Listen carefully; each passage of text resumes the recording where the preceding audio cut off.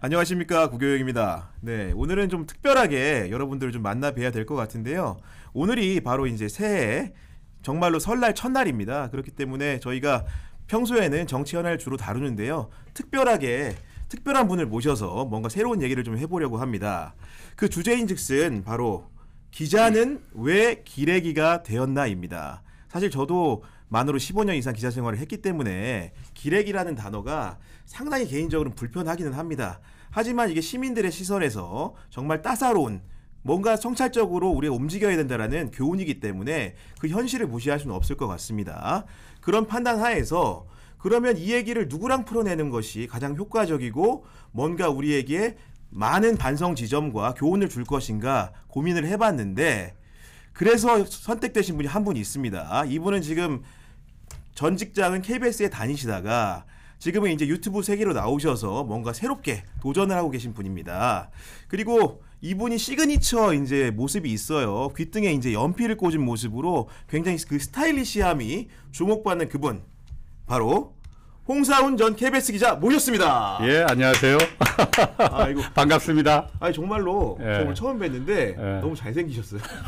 정말 깜짝 놀랐는데 제가 그런 외모가 아니기 때문에 늘 부럽습니다. 그런 게도. 뭐 내 잘못도 아니고 뭐 사실 이렇게 생긴 게. 그러니까 이제 본격적으로 이제 그 주제에 대해서 토론을 해볼 텐데요. 예. 그 기레기가 주제인데 어제 사실 또 그 수요일에 의미심장한 이렇게 KBS에 대담 프로 하나가 편성이 됐어요. 네. 그 우리 뉴스9이 끝나자마자 직후에 예. 바로 우리 대통령이 녹화된 방송을 틀었습니다. 네. 그래서 장장 1시간 40분간 자정 전까지 이렇게 틀었는데 그 내용을 보고 정말 많은 평가들이 존재합니다. 우리 홍사훈 기자님은 어떻게 좀 평가하십니까? 그 대답. 뭐 저야 사실 뭐 제 고향이 KBS니까 고향에 대해서 그렇게 뭐 세세하게 그 말하는 건 적절치 않은 것 같아요. 그런데 그냥 제가 그렇게 말하겠습니다. KBS가 할 일이 있고 KTV가 할 일이 따로 있습니다. 분명히. KTV라고 하면 우리 이제 공영 성격이 짙은 아니, 구경인가요? 거기는 국영이죠. 구경인 거죠, 그죠? 옛날 예. 국정홍보처 산하 이제 그러니까요. 기관 방송이니까 거긴 당연히 이제 국정을 이제 홍보하는 역할이 그겁니다. 그렇죠. 의무고 KBS가 KTV의 밥그릇을 뺏어가면 안 되는 거죠. KBS가 할 일이 따로 있는데 그게 KBS가 할 일이었겠느냐. 그리고 제가 그 부분은 좀 오늘 주제가 또 기자는 왜 기레기가 됐는가라는 거잖아요. 박장범 기자도 기자입니다. 저도 뭐 잘 압니다. 기자로서 그 여러 가지 질문들도 하고 좀 그랬었잖아요. 궁금한 게 그것뿐이었겠느냐. 진짜 궁금한 게 그거였겠느냐. 그렇죠. 사실 나오지 않은 질문들이 많았죠 어제. 아니 어제 그 질문한 거는 제가 봤을 때는 이미 다 요즘 그러니까 대통령이 거의 매주 민생 토론이라고 해서 나와서 하잖아요. 뭐 주식 거래소에서 가서도 발표하고 뭐 일산 가서도 발표하고 여러 가지 했잖아요. 거기서 다 이미 어디서 언급한 나온 말이야. 내용이에요. 예. 그런 건 궁금하지도 않아요. 다 알고 있는 내용이고 그거 말고 진짜 궁금한 것들 많이 있을 거 아니에요. 그 예를 들어서 그러고 했으면은 뭐 R&D를 깎았는데 그거 어떻게 깎았느냐. 뭐 맨 마지막에는 과학 그렇죠. 대통령이 뭐 남고 싶다고 했잖아요. 그러면은 네. 그럼 R&D 왜 깎았느냐. 그런 걸 물어봐야지. 왜 물어보질 않느냐는 거죠. 그러니까 기자를 기레기라고 하는 게 당연합니다. 당연합니다. 그 국민들을 대리해서 물어보는 자리에서 결국 필요한 질문 안 하기 때문에 기자라는 거는 일종의 어느 누구를 대통령부터 저 그 복덕방 할아버지까지 어느 게 만날 수 있는 일종의 사회적인 특권을 부여받은 거잖아요. 국민들이 일종의 그 특권을 부여한 거잖아요. 그렇죠. 우리들이 궁금하니 당신이 대신 물어봐 줘라. 우리는 그걸 만날 수가 없으니 사회적인 합의로 다 그 특권을 우린 부여받은 거잖아요. 왜 물어보질 않느냐는 거지. 그렇죠. 근데 여기서 보면 어제 대담 중에서 네. 우리 홍사훈 기자님의 전문 분야인데 안 물어본 질문이 정말 정확하게 하나 있습니다. 네. 도이치. 네, 도이치모터스 주가 조작 의혹에 대해서 뭐 탐사 보도라면 탐사 보도겠죠. 이런 부분을 추적 보도를 해오셨는데 그 내용을 우리 또 이제 구독자 여러분들 잘 모를 수 있으니까 개설적으로 설명을 좀 해주실까요? 어떤 사건인지. 아니 도이치모터스 주가 조작이야 뭐 모르는 분들은 없으실 것 같아요. 뭐 표면적으로는 알죠, 그죠? 그러니까 예. 도이치모터스 주가 조작해서 그게 그 3,000원짜리가 뭐 9,000원, 10,000원 가까이 올라가 갖고 단기간에 서 거기서 큰 차익을 뭐 누군가 먹었더라. 그래서 이미 공범들 9명 기소가 되고 뭐 1심 실형을 결과도 나왔죠, 받았고 일본은. 지금 2심이 진행 중이잖아요. 그런데 거기서 어쨌든 김건희 영부인과 또 그 엄마인 최은순 씨가 네. 계좌가 거기 이용됐더라, 이용당했더라. 대통령실에서는 이용당했다고 이제 하는 거고 거기서 검찰에서는 종합 의견으로다가 두 모녀가 23억 정도를 갖다 수익을 챙겼더라라고 검찰이 이제 의견서에 적혀 의견서를 있죠. 낸 거잖아요. 그러면은 저도 사실 엊그제 이제 그 대담에서 제가 만약 윤석열 대통령이었다면은 그 부분 말했을 겁니다. 특검까지 올라왔다가 지금 대통령이 거부권을 거부한 행사한 거잖아요. 거죠.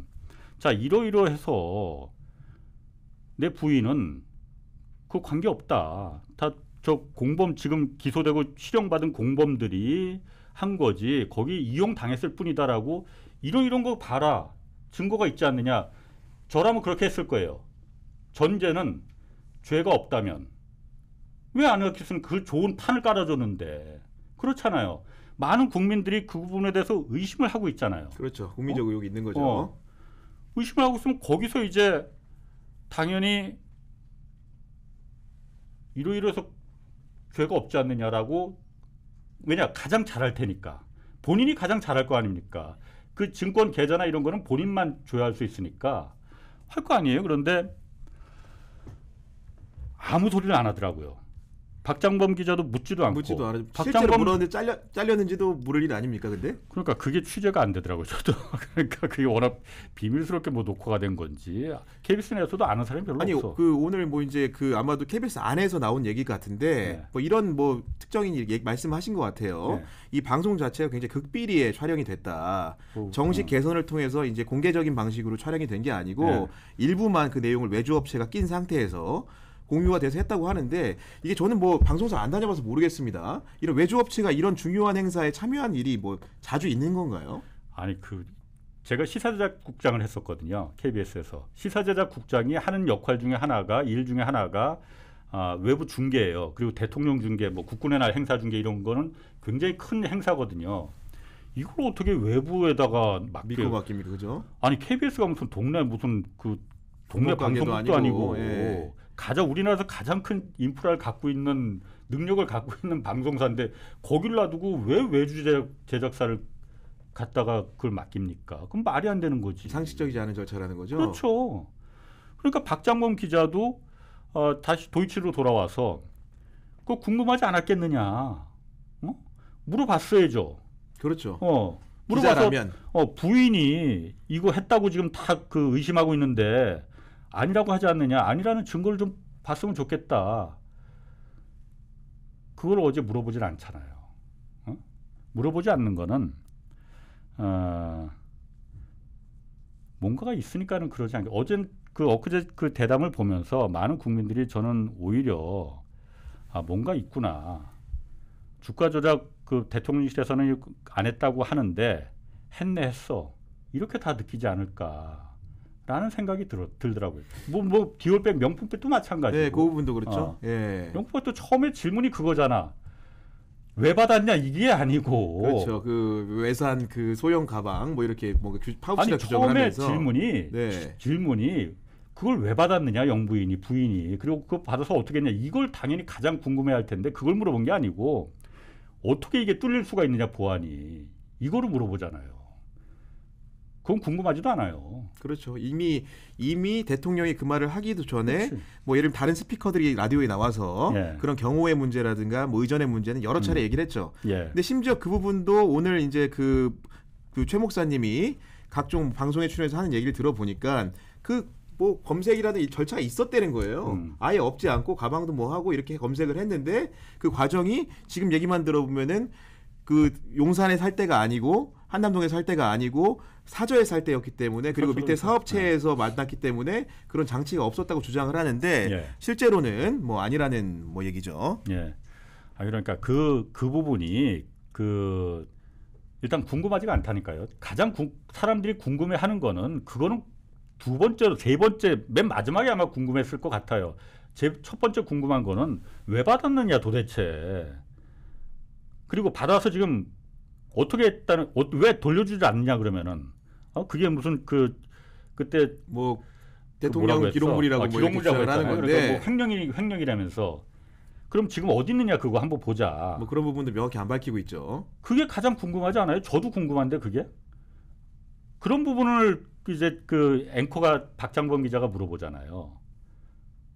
그 기자가 그거밖에 안 궁금했겠냐 이거지. 그러니까 얘기를 들어보면 박찬범 앵커가 어차피 KBS라는 회사를 대표해서 어떻게 보면 국민의 대표인 대통령을 만나는 자리입니다. 그리고 그 자리에서 아까 말씀해 주신 것처럼 국민들이 정말 궁금한 부분을 묻지 않았어요.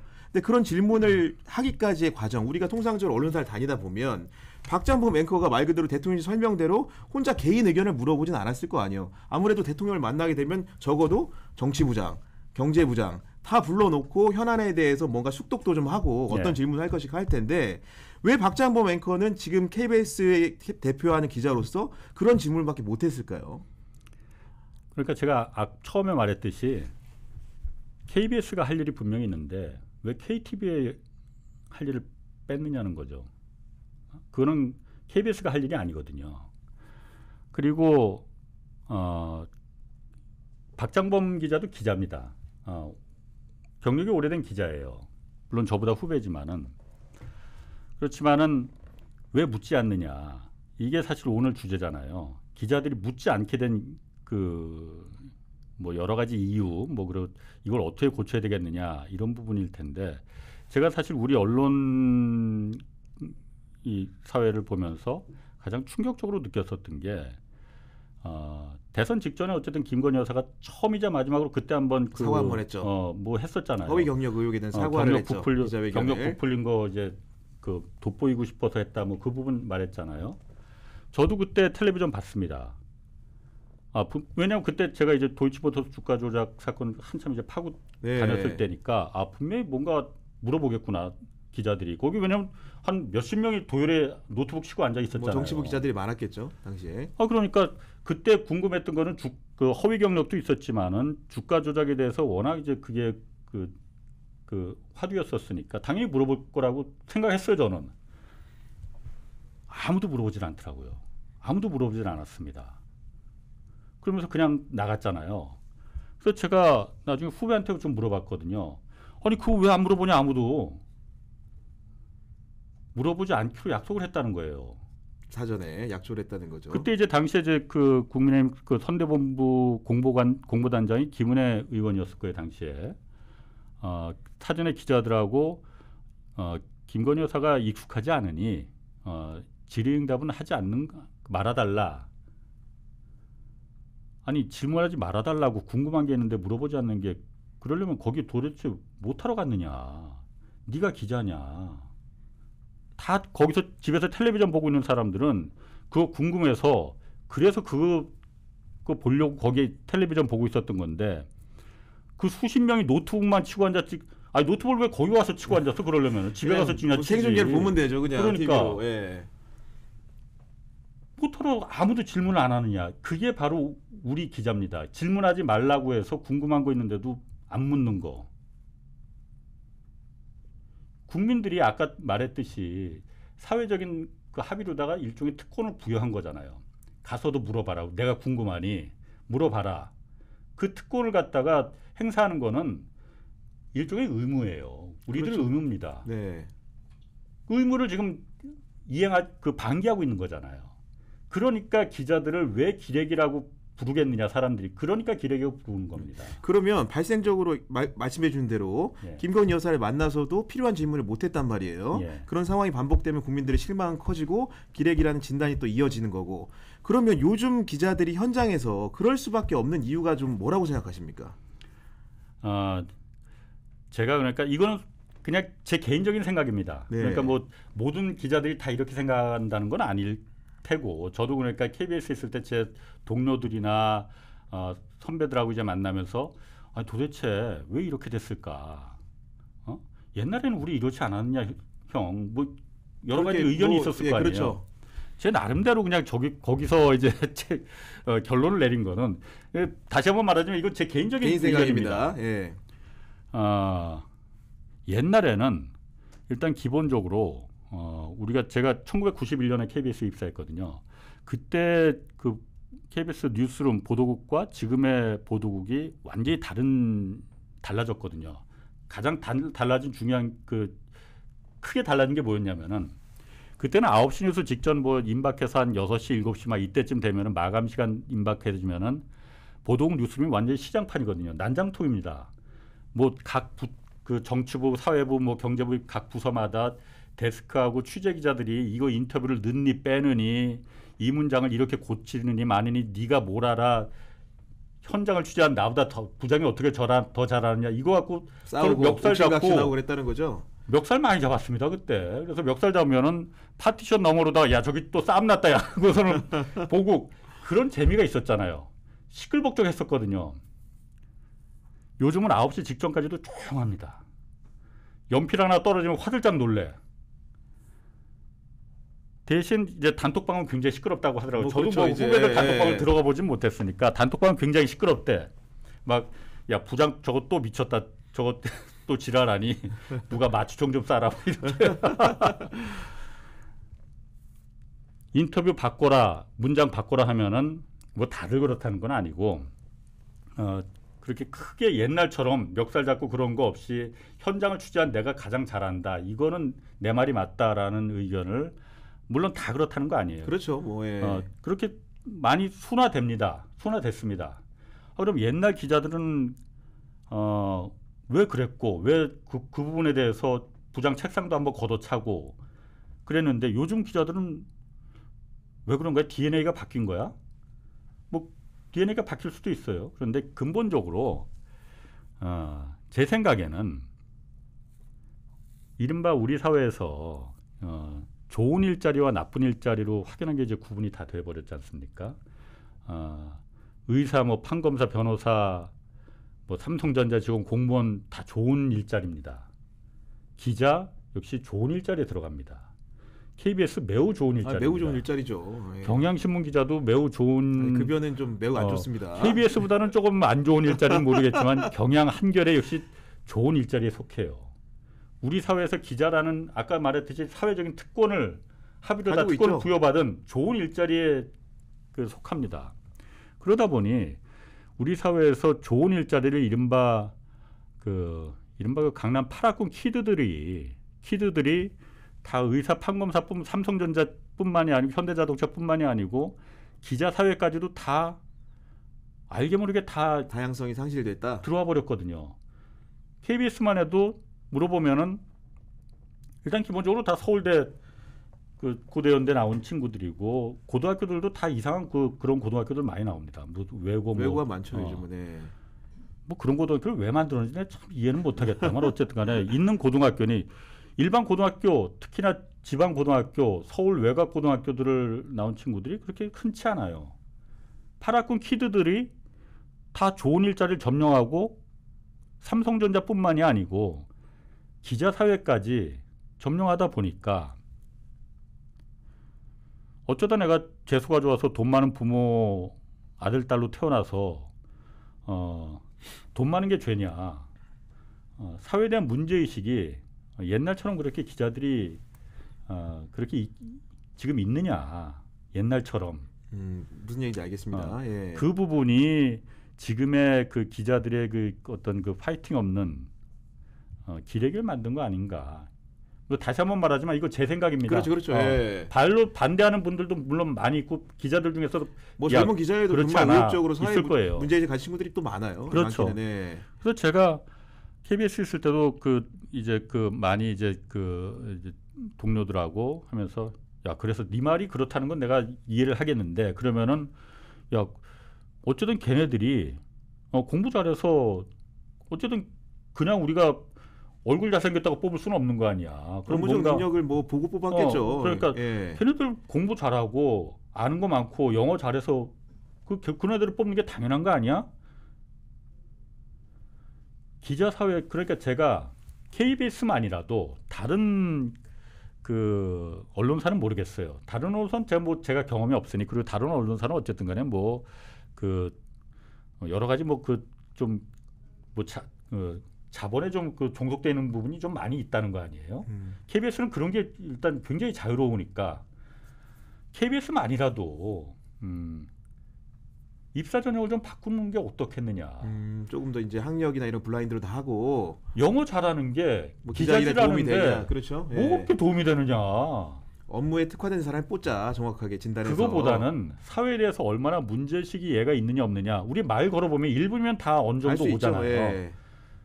그런 애들을 기자로 뽑는 게 진짜 사회에 소금이 되는 기자를 양성하는 게 그거 아니겠느냐.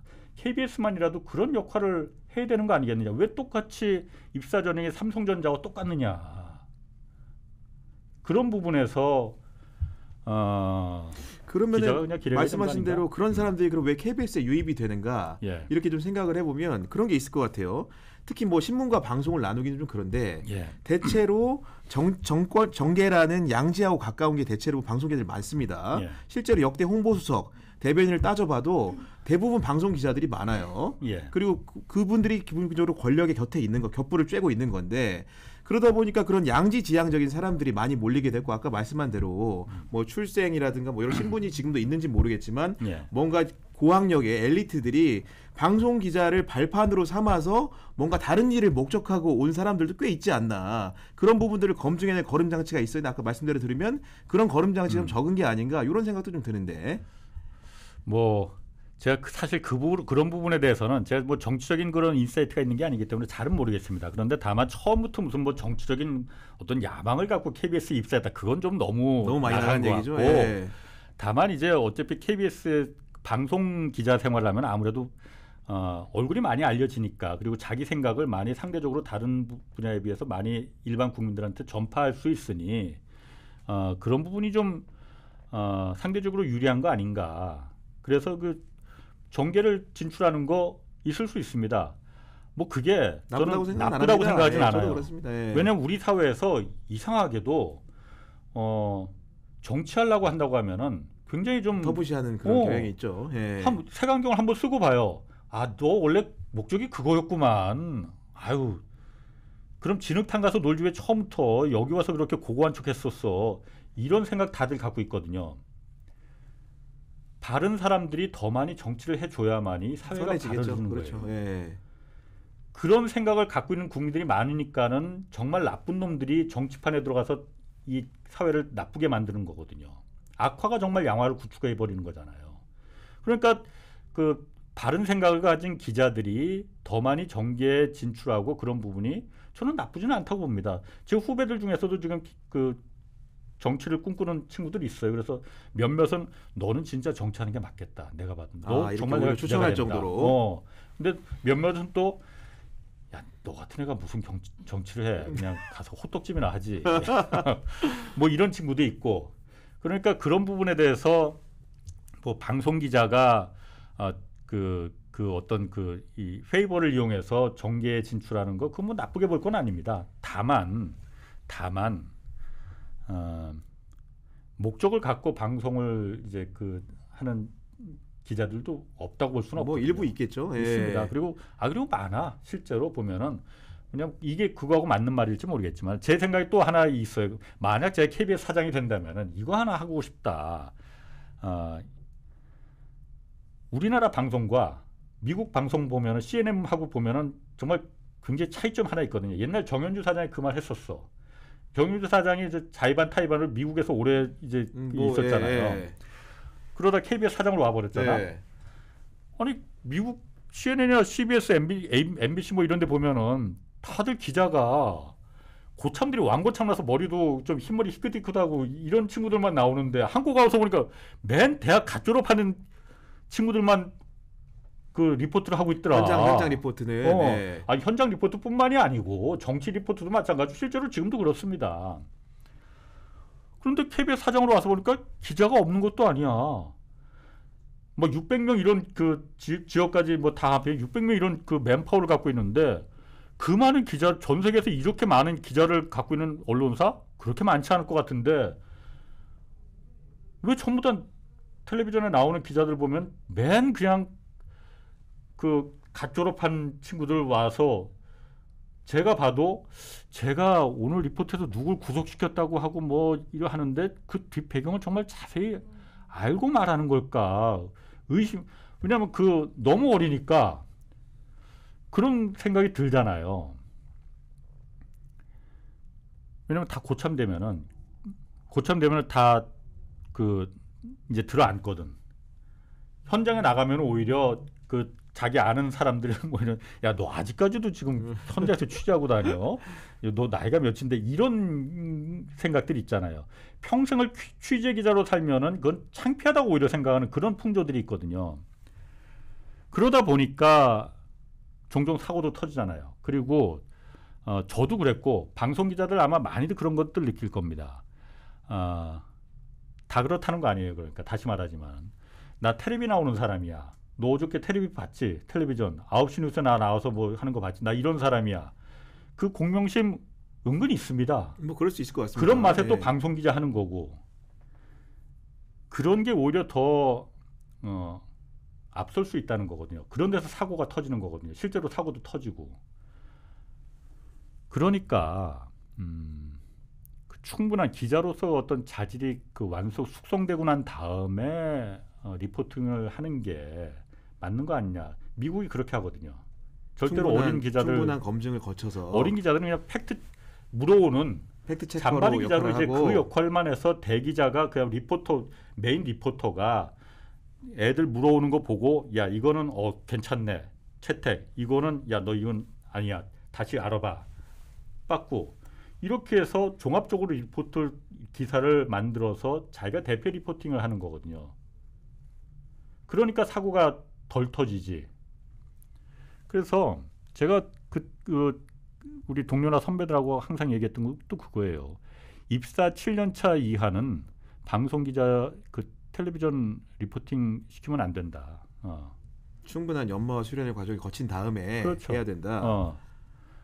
이거 하면 또 꼰대라고 좀 비난이 있겠지만 그것 때문에 네. 그 방송 기자 들어갔는데 뭐 이렇게 말하는 친구들도 있을 테고 그러니까 이건 제 생각입니다. 그냥 고참 의견 중에 하나라고 그냥 받아들이셨으면 좋을 것 같아요. 근데 그 체제 수능적인 기자가 지금 양산되는 게 문제라는 걸 말씀해주고 계신데 예. 보면은 그 사실 우리나라 그 방송 환경들이 해마다 점점 안 좋아지는 것 같아요. 사실 시발은 MB 정부였던 것 같고 예. 그 이후에 이제 뭐 사실 정권이 교체될 때마다 그 예를 들면 KBS 같은 경우에는 공영방송이다 보니까 사장이 외풍에 의해 가지고 또 새로 들어서고 하지 않습니까? 이번에도 박민 사장이 들어서면서 여러 갈등상을 겪고 있고 그러면 저도 이제 경험치로 얘기 말씀드리면 제가 어떻게 보면 중참 정도 되는 건데 언론사 15년 이상 했으니까요. 근데 그 KBS에 저랑 비슷한 연초에 있는 사람들이 회사를 최근에 많이 나갔어요. 근데 그 사람들이 예를 들면 보직에 피해를 받아서 나간 게 아니고 사실은 저랑 근무할 때 굉장히 좋은 보직에 있었어요. 흔히들 얘기하는 뭐 캡을 한다거나 아니면 법조팀에서 뭐 반장을 한다 이런 사람들이 나갔어요. 그러니까 대충 후일담을 옮겨서 들어보면 이게 외풍을 타서 사장이 바뀌니까 그걸 또 견딜 자신이 없다 그래요. 아마도 이제 뭐 그 홍사훈 기자님 같은 경우에는 좀 그 나온 거하고 이유가 좀 다를 수는 있겠는데 결국 그런 외풍들을 또 선배들이 제대로 못 막아줬기 때문에 이런 뭐 중간 이하 후배들이 결국은 체제 수능적으로 양성이 된 측면도 있지 않습니까? 반대로. 그 부분 제가 100% 인정합니다. 동의합니다. 저 같은 이제 그 고참 기자들이 왜 그러면은 그 난파설인 되는 걸 배를 살리지 않고 왜 뛰어내렸느냐. 누구는 뭐 쥐새끼라고 말합니다. 저 그 비난 감내하겠습니다. 그런데 하늘은 스스로 돕는 자를 돕는다고 했잖아요. 제가 KBS 남아있는 그 동료들을 후배들을 욕하는 거 아닙니다. 그 상황이 돼버렸거든요. 스스로 돕지 않는 상황이 돼버렸거든요. KBS가. 근데 그걸 옛날 같았으면 옛날에도 MB 때도 말씀하셨지만 그때 이런 외압이 들어오고 그러면 언론인으로서 최소한의 자존심으로 머리도 그렇죠. 두르고 예, 파업도 한번 하고 예. 야 우리 몇 개월 월급 안 받아도 된다. 손가락 빨고 있어도 된다. 그게 우리가 언론인 되려고 한 이유 아니냐. 우리가 삼성전자 직원은 회사원은 아니지 않느냐 우리는. 근데 그 부분이 이번에는 작동하지 않았던 게 달라진 게 하나 있었거든요. 수신료라는 아킬레스건을 정확히 건드렸습니다. 너무나 정확히 건드렸어요. 사실 수신료라는 게 다른 방송사하고는 다르게 KBS는 수신료라는 게 재원이 있기 때문에 자본에 휘둘리지 않고 공영방송을 할 수 있는 큰 근간이 됐다는 버팀목이었잖아요. 거죠. 예. 역대 정권에서 진보 정권이든 보수 정권이든 그 차치하고 이 부분만은 건드리지 않았거든요. 왜냐하면 이 부분만큼은 생각이 달라도 수신료만큼은 그래도 제대로 된 공영방송이 있어야만이 한다라는 내 세대가 아니고 우리 아들 딸내미 세대를 미래 세대를 위해서라도 이거만큼은 건드리면 안 된다라는 일종의 어떤 사회적인 합의 같은 게 있었거든요. 그렇기 때문에 수신료에 대해서는 올리지는 못하겠지만은 뭐 이제 없애지는 않겠다라는 합의가 있었는데 이번 정권은 그걸 건드려 버렸잖아요. 정말 밥그릇을 건드려 버렸잖아요. 그러니까 내부에서 사실 KBS 내부에서 제가 나오기 직전에 정말 내부에서 먼저 누워버렸습니다. 동력이 사라졌다는 거죠. 네, 동력이 사라졌. 이렇게 밀고 들어오는데 머리띠 하나 뭐 그러니까 몇몇은 불렀지만은 별다른 그 저항이 없었잖아요. 그냥 무혈입성하듯이 그냥 들어올 수 있었잖아요. 박민 사장이. 그냥 그 수신료 때문이었거든요. 혹시 아냐 대통령하고 말이 되는 좋은 사장이 들어올 수도 있다. 우리가 생각했듯이 그렇게 나쁜 사장이 아니고 뭐 그렇죠. 좋은 사장이 들어올 수도 있다라는 글들이 내부 게시글들이 막 올라와요. 그것도 제가 믿었던 그 후배들한테서 밥그릇을 차버리니까는 정말 절박해진 거고 큰일 난 거거든. 그러니까 내부 그 정권 입장에서는 사실 정확하게 아킬레스건이 뭐라는 거를 나중에 그야말로 그 삼수갑산을 갈 때 가더라도 지금은 딱 이거야 하고 정확하게 이제 타겟을 이제 공격을 한 거거든요. 그리고 그게 먹혔고 MBC는 사실 그게 안 먹혔잖아요. 그리고 지금 체제가 온전하고 있죠. 그렇죠. 체제가. 그러니까 제가 봐도 하늘은 스스로 돕는 자를 돕는다는 게 딱 맞는 것 같더라고 보니까. MBC는 그러니까 살아남잖아요. 응? 뭐 법원에 그야말로 어떤 결정도 좀 KBS하고 다르게 나온 것도 뭐 그것 때문에 그런 건 아니겠지만은 그렇게 돼버렸잖아요. 그러다 보니까는 KBS는 아까 말했듯이 여러 이제 그 실제로 나온 친구들도 많이 있고 저야 사실 정년이 사실 거의 다 됐습니다. 제가 워낙 동안이라서 그렇지 나이가 꽤 많아. 정년이 거의 다 됐으니까는 나온 거였는데 많은 친구들이 KBS를 이제 버리고 나오는 이유 중에 하나도 이제 더 이상 가망이 없다. 왜냐 수신료라는 게 이제 깨져버렸기 때문에 그게 없으면은 KBS가 그러면 광고를 어떻게 더 할 수가 있겠습니까? 뭘 할 수가 있겠습니까? 그게 가능하지 않은 구조잖아요. 그러면은 기본적인 재원이 없는 상태에서 공영방송이라는 그 우리가 구현하고자 하는 철학과 가치를 어떻게 구현하겠느냐. 네. 뭐 얘기를 이제 말씀 듣고 있는데 그 시사기획 창 이렇게 제작하셨던 거죠. 예. 그래서 도이치모터스 주가 조작 의혹 같은 거 이렇게 했는데 혹시 그걸 만드는 과정에서 구성원들 사이에 좀 이론이나 이런 건 없었어요? 반대 의견을 제시하는? 왜 없겠어? 그때 뭐 어떤 좀 약간 반대 여론이 있었습니까? 아니 반대 여론 그거보다도 먼저 도이치모터스 얘기를 어쨌든 제가 나온 거는 그것 때문이니까. 그렇죠, 그것 때문에 나왔죠. 예. 어쨌든 그 도이치모터스 그 특검 얘기를 좀 하는 게 나을 것 같아요. 네네. 저만 좀 판단하는 것도 있으니까 궁금한 것도 그런 부분일 테고. 도이치모터 김건희 특검에 대해서 이게 국회에서 이게 통과가 되기도 전에 대통령실에서 먼저 넘어오면 우리 무조건 거부할 거야 해버렸잖아요. 실제로 뭐 거부해버렸고. 선언을 했고. 예. 저는 그럴 수밖에 없을 거라고 이해는 합니다. 왜냐하면은 일단 이게 도이치모터스 그 주가 조작 사건에 대해서 처음 이게 발단이 된 게 2020년 그러니까 지금 2024니까 언제 4년 전에 전이죠. 2020년 예. 4월에 그때 최강욱 황희석 그 두 분이 그때 검찰총장 할 때인가요? 하려고 할 때인가요? 그게 지검장이었을 때죠. 그러니까 중앙지검장에서 검찰청 넘어갈 때 넘어가던 과정에 그랬던 것 같은데. 그때는 검찰총장이었나? 총장이 총장이었죠. 그때 이제 그 최강욱, 황희석 그 두 사람이 김건희하고 다른 특정 미상을 신원물상을 그 주가 조작 혐의로다가 고발을 한 거였잖아요. 그렇죠. 예, 총선 즈음이었고 피고발인 한 명이 분명히 김건희였었습니다. 지금 4년이 지났잖아요. 나머지는 그 이후에 수사를 하면서 밝혀진 공범들이 줄줄이 나와서 그 사람들은 구속 기소되고 1심 재판 다 끝나고 2심 재판 지금 다 들어갔잖아요. 1심에서 다 실형 받고 물론 집행유예지만은. 근데 진짜 4년 전에 피고발인으로다가 이름이 적시된 김건희에 대해서는 아직까지도 뭐 서면 조사 한 번 있었다는 거죠 지금. 계속 수사 중이잖아요. 계속 수사 중이잖아요.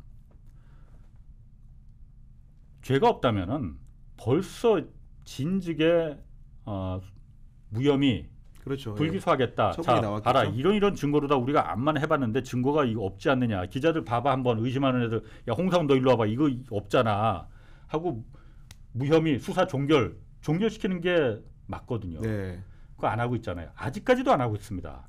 대통령이 된 이후에도 안 하고 있지 않습니까? 이걸 왜 안 하고 있겠느냐. 안 하고 있는 게 아니라 못 하는 거죠. 수사를 종결시키려면은 그때 어쨌든 수사에 참여한 검사들이 있을 거 아닙니까? 그렇죠. 불기소장을 써야 되니까요. 내가 판단했을 때 이런 혐의로 증거가 없으니 내가 불기소한다, 무혐의 종결한다 도장을 찍어야 될 거 아니에요. 이름을 박아야 되죠. 이거 도장을 어떻게 찍겠느냐는 거죠.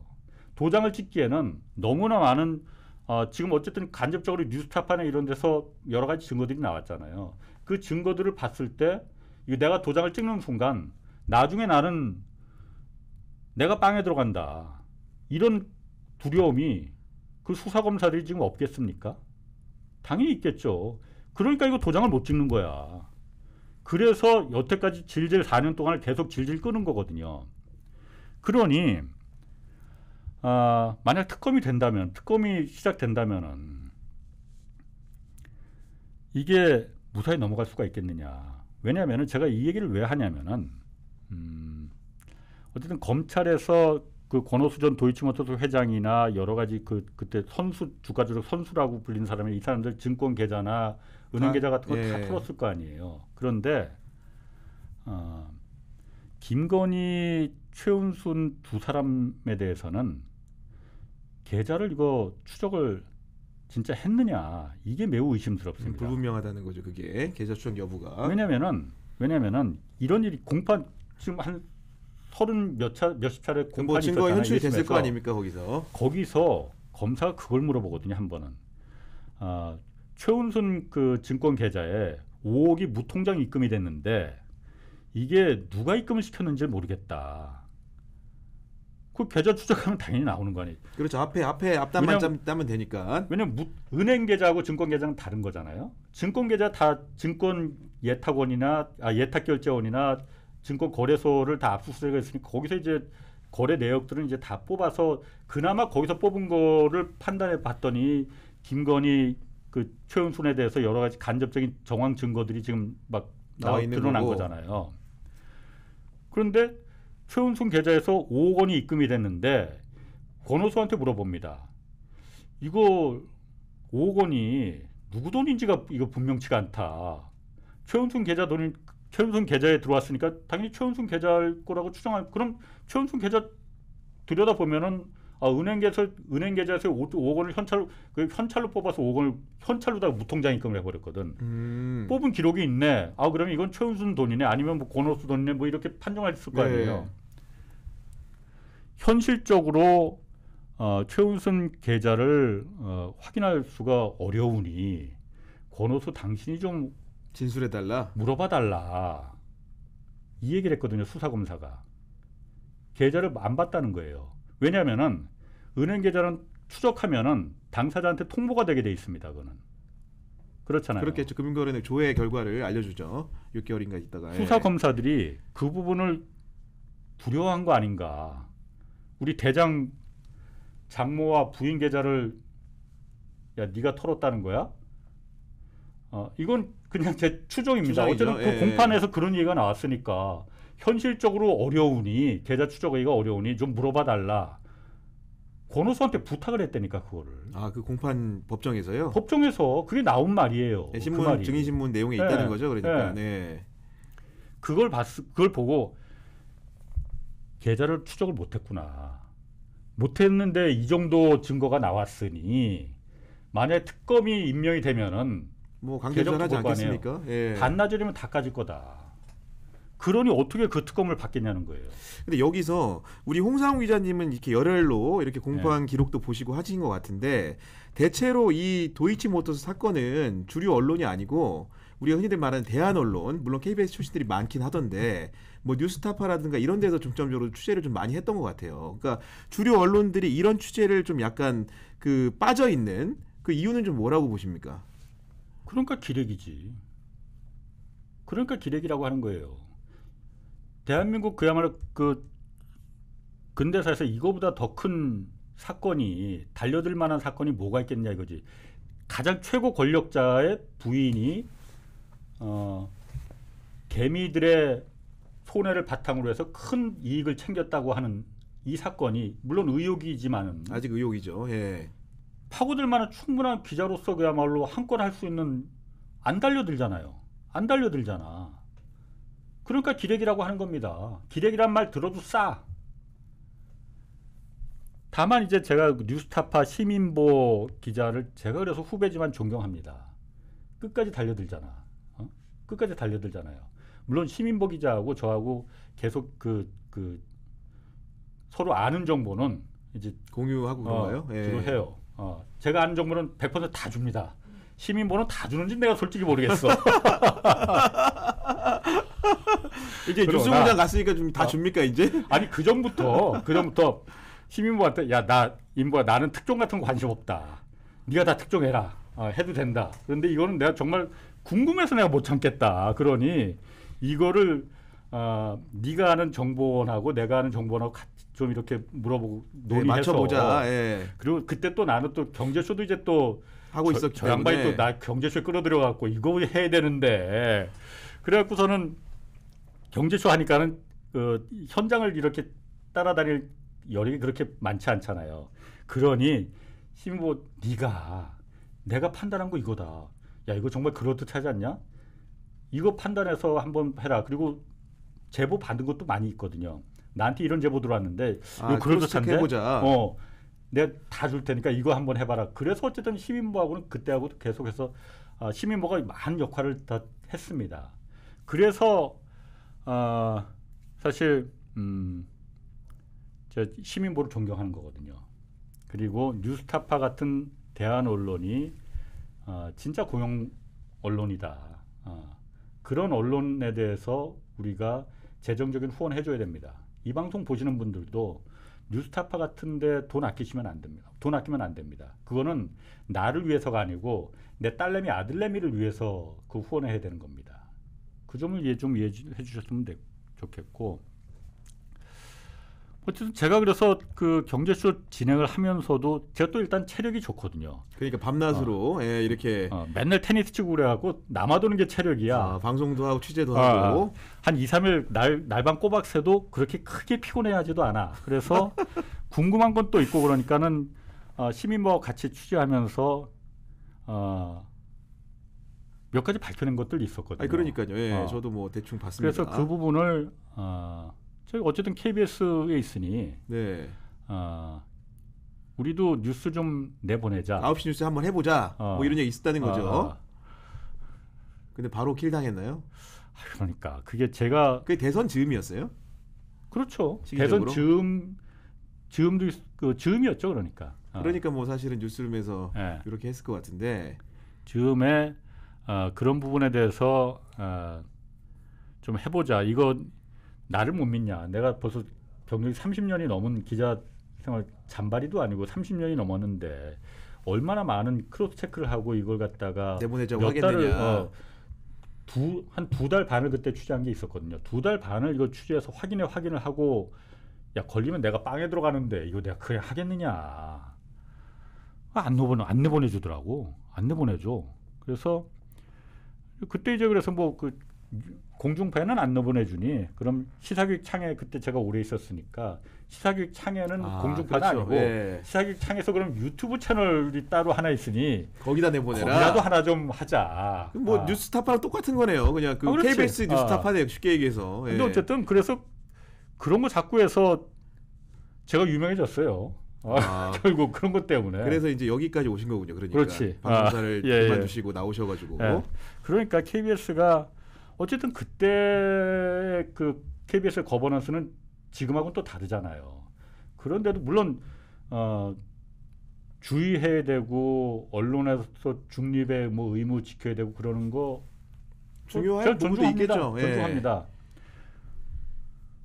근데 그러면은 그렇게까지 그야말로 그 완벽한 당사자가 인정하는 걸 자백하는 걸 받아오는 수준까지 가면은 뭐 굉장히 너무 할게 고도의 없는 그런 걸 요구하는 건데 네. 저도 사실은 개인적인 경험을 좀 말씀드리면은 예. 제가 2016년인가 미국의 그 단기로 탐사보도 연수를 언론재단에서 다녀왔어요. 그거 나도 그거 간 적이 그 있었는데. 프로그램 아마 가셨을 것 같아요. 저도 다녀왔는데 예. 그때 이제 그때 같이 가게 봉지욱이랑 그때 그러셨구나. 저는 이제 KBS 성함은 말씀드릴 수 없는데 아. 선배도 한번 계셨어요. 예. 연배가 좀 있는 분이었는데 예. 언론재단에서 하는 거. 언론재단에서 하는 거잖아요. 예. 각사 추천을 받아가지고 이제 가는 건데 선발해서 가는 건데. 미주리도 가고. 그러니까 뭐 그렇죠. 이제 여러 군데 돌고 이제 길게는 안 하지 않습니까? 갔다 왔는데 거기서 제가 그때가 때마침 그 트럼프가 이제 힐러리하고 대선할 때예요. 예. 근데 이제 제가 영어는 좀 짧지만 예. 매일 신문을 보는데 어느 언론이고 막론하고 신문에 다 일면 프론트에 있는 기사가 예.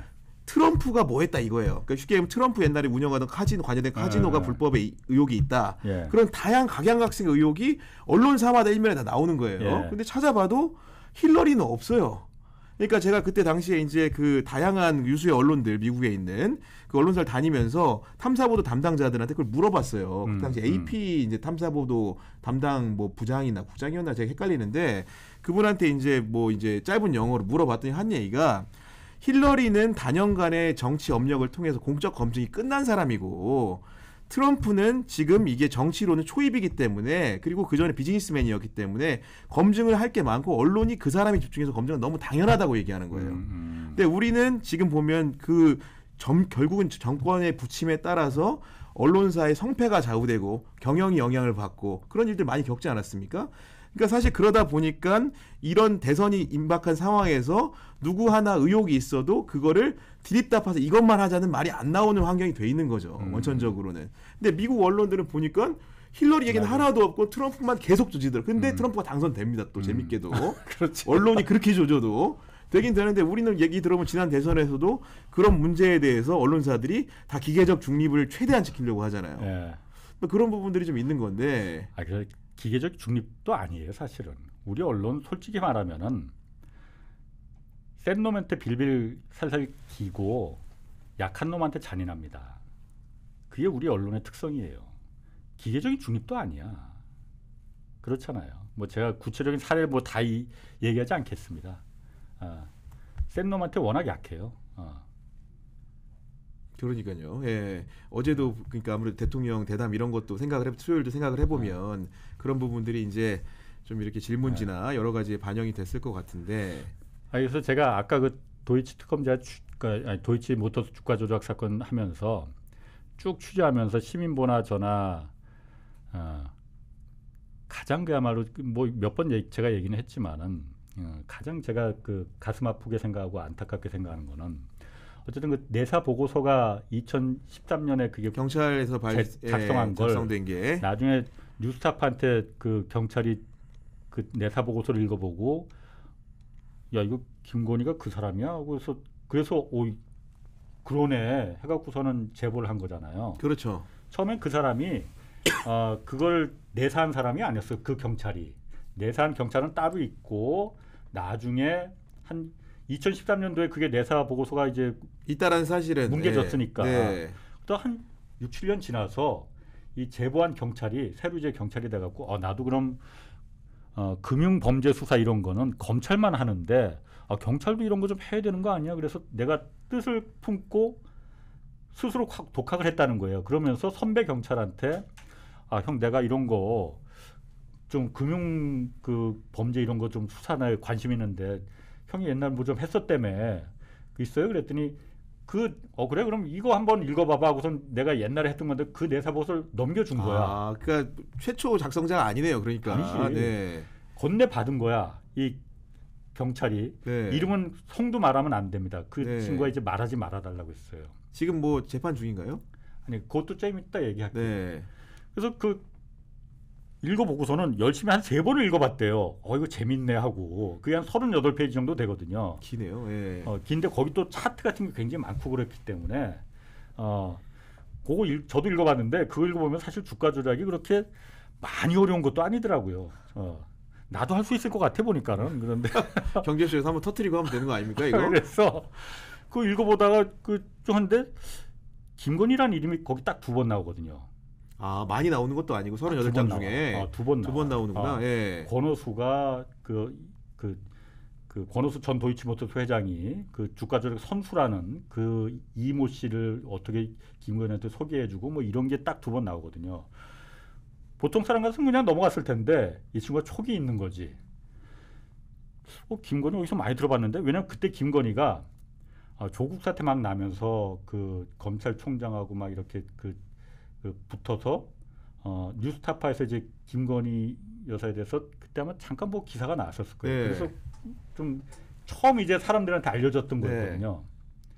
2013년도 그 내사 보고서 작성될 때쯤이야 김건희는 뭐 아무 경찰들은 몰랐을 잘 테고 모르는 사람이었겠죠. 검찰에서는 당연히 알았을 겁니다. 검찰에서는 당연히 2013년도에 김건희 여사와 저희 윤석열 그 당시에 특수부 부장이었죠. 중앙지검. 특수일부장. 나는 새도 떨어뜨린다는. 둘이 그렇게 결혼을 했는데 모를 리가 없겠죠. 경찰은 아마 몰랐을 겁니다. 그러니까 그때는 그냥 김건희라는 이름에 대해서 내사 보고서를 작성하면서 몰랐을 테고 그것 때문에 아마도 내사 보고서가 그냥 수사로 넘어가지 못하고 뭉개졌을 가능성도 있겠지만은 그건 뭐 아무도 모르는 거니까 아직까지도. 이 넘겨받은 경찰이 그걸 보면서 김건희? 많이 들어본 이름인데 그래서 김건희 이름이 똑같네. 그래서 다트라고의 기업 공식 예, 압니다. 예. 사이트 있잖아요. 자료들 거기서 공개하는. 이제 김건희 관련된 여러 가지 보니까 생년월일이 이제 똑같더라는 거야. 그래서 그 사람이네. 그럼 혹시 보니까 권오수하고 또 기사를 보니까 많이 연관이 돼 있더라는 거야. 그래서 이 경찰이 처음에 바로 뉴스타파를 찾아가지 않습니다. 일간지를 하나 찾아갑니다. 일간지 그때 경찰청 출입 기자가 아마 바이스 KBS 네, 저도 해봤습니다. 예. 바이스를 찾아가서 친했대요 둘이. 그래서 이거 내 이름 까지 말고 이거 써봐라. 네. 했는데 거기서 한 2달 동안 이제 기사가 안 나오더라는 거예요. 제 생각 38페이지여서 안 나온 것 같아요. 2페이지면 나왔을 것 같은데. 농담입니다. 예. 그래서 이게 뭉개는구나. 쫄았네 해서 그 다음에 이제 뉴스타파를 찾아갔다는 거예요. 그래서 이제 뉴스타파도 이제 그걸 보고 저기 누구야 그 이름을 까먹어 김경래 지금 네. 뉴스타파 그만두고 미국 간 친구 있잖아요. 그 후배 그 친구도 이제 KBS 기자 출신이에요. 이 친구가 시민보라 같이 하면서 야 이거 잘못하면 뉴스타파 이 회사가 넘어간다. 이거 확실하냐? 그래서 확인을 하고 이제 마지막에 뉴스타파도 대단하지 그러니까 몸을 걸고 정말 회사의 명운을 걸고 그걸 기사를 내버린 거잖아요.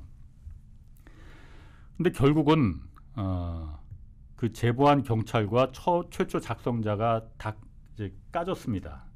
그럼 찾아내는 저도 그러니까 그거 너무 쉽죠. 찾아내는 건 너무 사실. 쉽지. 이게 예. 특정이 되지 않을 수가 없다. 그럼요. 않을 수가 당연하죠. 없다. 당연하죠. 예. 우리가 당신 지켜줄 자신 이거 없을 것 같다.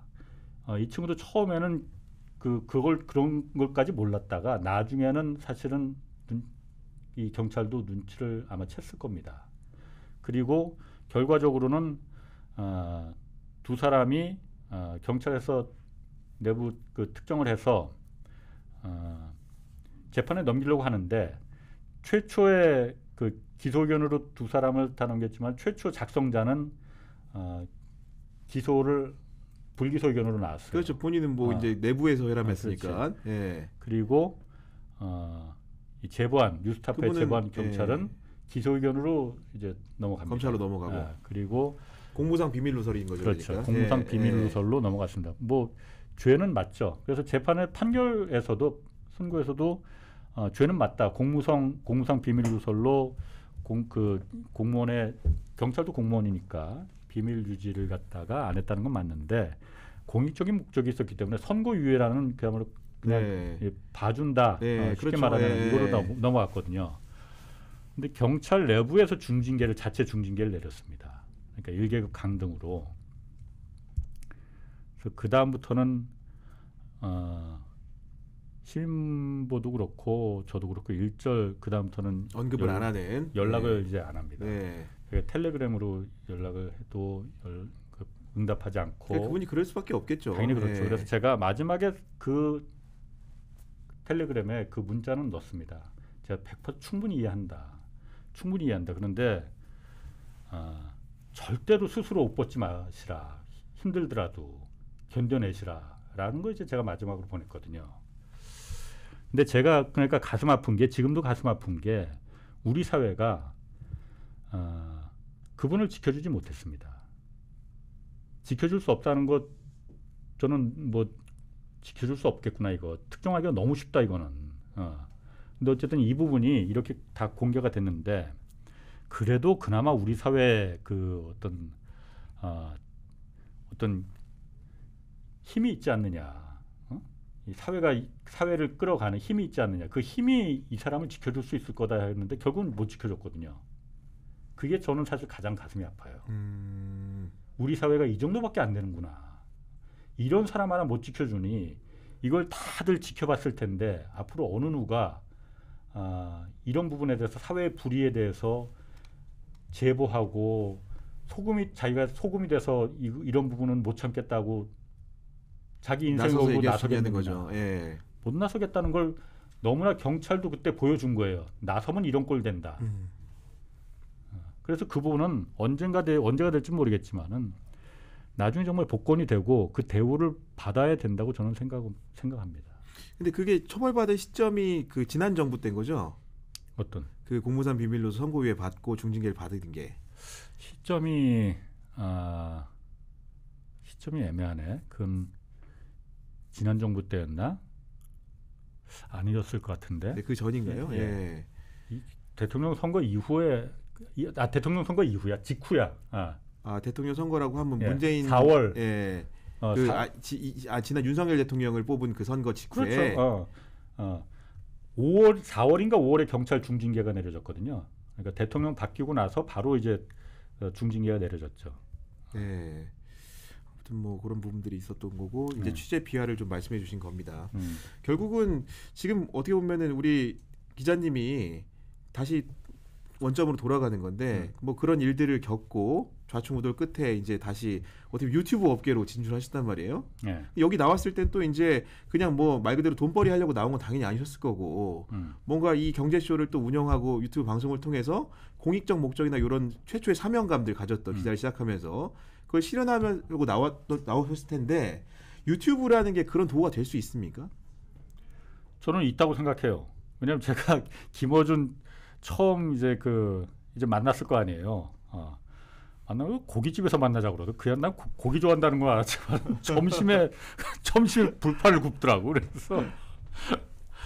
그래서 그때 결정을 한 건 아니었었고 처음에 만나서 결정을 한 건 아니었었고 나중에 그래서 내가 가겠다. 그래서 아까 처음엔 제가 말했듯이 왜 하필 거길 가려고 하느냐라고 많은 사람들이 이제 물어봤다는 거 아니에요? 물어봤을 때 제가 그렇게 답했어요. 다른 데는 모르겠지만은 여기는 일단 말할 수 있는 용기가 있지 않느냐. 말하지 않느냐. 잘못된 걸 잘못됐다고 말하지 않느냐. 그 용기 아무것도 아니라고 생각하는 사람 진짜 웃기는 사람이다. 우리 사회, 우리 언론에서 지금 저런 용기 갖고 있는데 그렇게 흔치 않다. 지난번 이제 박근혜 정부를 바꾼 것도 몇몇 정의로운 언론들이 있었기 때문에 세상이 이렇게 바뀐 거였잖아요. 지금도 몇몇 정의로운 언론들이 있습니다. 아까 말했던 뉴스타파나 몇몇 정의로운 언론들이 있어요. 여기도 그 중에 하나 아니냐. 나는 유튜브가 그 뉴스공장이 물론 반론을 제기하는 분들도 많이 있습니다. 저도 그러니까 편향적이라고 생각할 수도 있는 거죠. 굉장히 편향적인 거 맞지. 편향적인 거 맞지. 그런데 기자들이란 게 원래 잘한 놈 칭찬해주고 잘못한 놈 조지는 게 기자가 원래 하는 본연의 업무잖아요. 어? 그 부분을 내가 가서 그럼 하면은 되겠네. 나는 그렇게 편향적이 아닐 수 있으니 뉴스공장이 그렇게 편향적이라고 하면은 내가 거기 가서 어떤 균형추를 맞출 수 있는 역할을 할 수 있는 거 아니냐. 일단 여기는 말할 수 있는 용기가 있다. 그래서 내가 가는 거다라고 말하는 거죠. 네. 어떻게 보면은 이제 그 시사 제작 국장인가요? 그러니까 높이 올라가셨다가 어떻게 보면 유튜브로 오셔가지고 어떻게 보면 개인 홍사원으로 어떻게 보면은 평기자에 가까운 수준으로 지금 일을 하셔야 되는 상황인데 사실 연배 좀 있으시고 그리고 이제 뭐 사회생활도 뭐 거의 30년 하신 거 아닙니까? 제가 1991년에 입사를 했으니까 뭐 그런 것 같은데 32년, 좀 뭐 제가 감히 말씀드리면 좀 몸이나 생각이 좀 굳어서 새로운 도전을 하기 좀 어려운 거 아니에요? 저는 평생을 취재 기자로 살아왔고 지금도 취재 기자라고 생각합니다. 그러니까 제 뉴스공장에서 경제쇼를 진행하면서도 제가 그냥 여기서 진행자 이미지로 그냥 굳어지면 안 되겠다. 그건 홍사원의 생명을 단축시키는 거다라고 제가 생각을 하고 있거든요. 그래서 계속 뭔가를 취재를 해야 된다 나는. 물어보고 계속 취재를 해야 된다. 그래서 취재 기자로 남아야 된다라는 생각이거든요. 근데 다만 좀 요즘 어디 전화를 걸면은 뭐 특히 뭐 국토부나 어디 전화 걸어서 옛날에는 KBS 기자 홍사원이라고 합니다 되는데 KBS 기자였던 거짓말은 아니죠. 이거 약간 좀 그러니까 약간 좀 얼버무려 그냥 KBS 기자였던 뭐 그 홍사원이라고 합니다. 아시죠? 이렇게 하면은 어떤데 또 잘 상대도 안 해 또. 그럴 수 있겠죠. 그럼 마지막으로 최근에 이제 취재를 하고 계신 사안 중에 뭐 7광구 관련된 그런 사안이 있다고. 그건 당연하죠. 그건 어쨌든 제가 홍사원 하면 가장 많이 알고 있는 그 사람들이 인식하고 있는 게 어쨌든 경제쇼라는 그 프로그램 진행자로도 알고 있지만은 도이치모터스와 김건희 여사를 이제 쫓았던 기자 그리고 7광구를 쫓아다녔던 기자라고 알고 있거든요. 7광구 이거 매우 중요합니다. 왜 기자들이 이거 취재하지 않느냐 이거지. 1년 반 2025년 6월 1년 반 뒤면은 결정이 납니다. 이제 사실상에 실질적으로 일본이 어떻게 나올지 결정이 납니다. 중국이 어떻게 나올지 결정이 납니다. 한국이 완전히 닥쳤던 게 지붕 쳐다보는 꼴이 될 가능성이 매우 높습니다. 그때 가서 그럼 뒷감당을 어떻게 하려고 하느냐.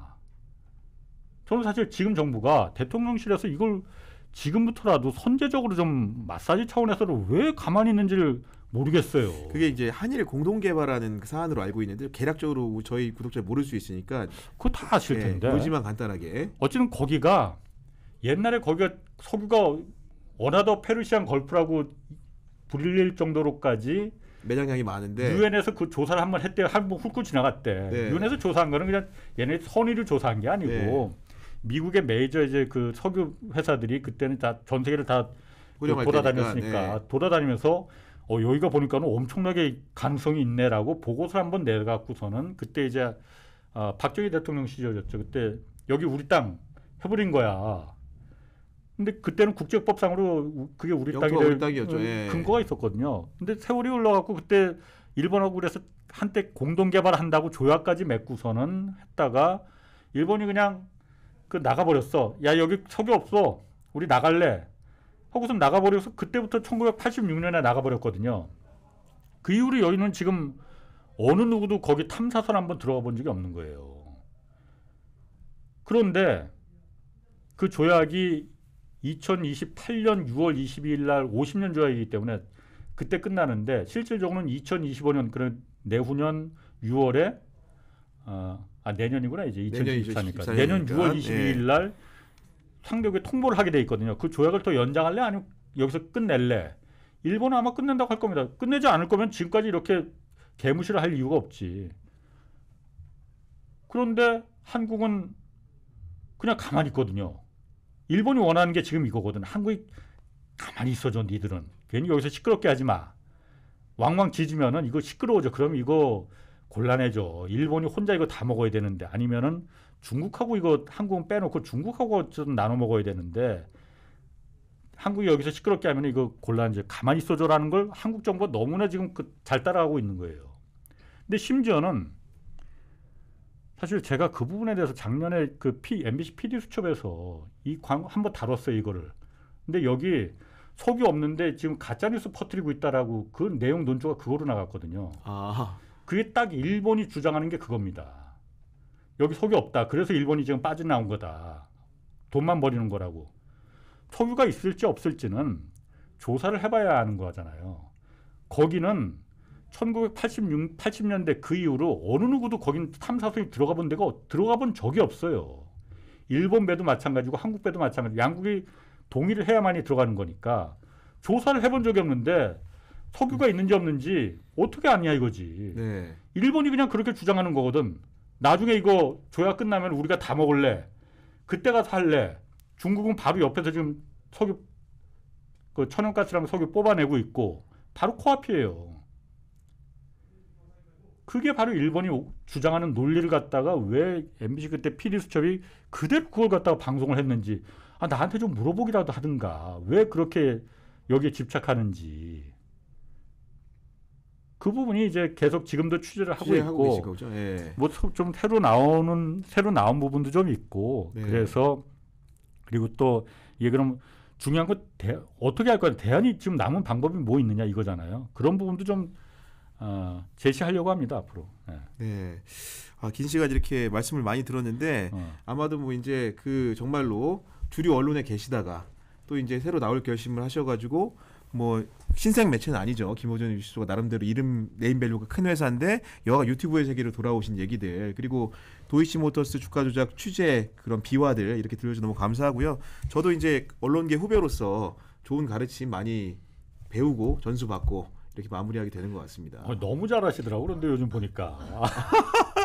아니 구독자가 안 되네요. 이게 저 이 끝으로 이거 좀 해야 될 것 같은데 뭐 동일 시간대이기 때문에 제가 차마 뭐 거기서 여기 넘어오라고 못 하겠는데 구독은 할 수 있잖아요, 그죠? 그렇죠. 그죠? 구독, 좋아요 뭐 이런 건 가능하잖아요. 그 육성으로 한번 홍사훈의 경제쇼 이제 시청자 여러분들한테 한번 좀 해주시죠. 이거 구독해달라고? 네, 구독 좀 해달라. 이거 제가 경험해봤는데 오히려 구독해달라 뭐 이렇게 막 그 어떤 그 거지근성 뭐 이런 거 이런 거 하면 오히려 더 안 구독해. 그래요? 그럼 어떻게 해야 돼요? 시크하게 해야 돼요? 컨텐츠로 지금 잘하고 계셔. 얼마 안 남았어요. 얼마 안 남았어요? 자연스럽게 구독자 많이 늘어날 거예요. 그러면 한번 믿고 한번 가보겠습니다. 이게 좀 비싼 거 구독 좋아요 이제 돈 들여야 되는 거 아닙니까?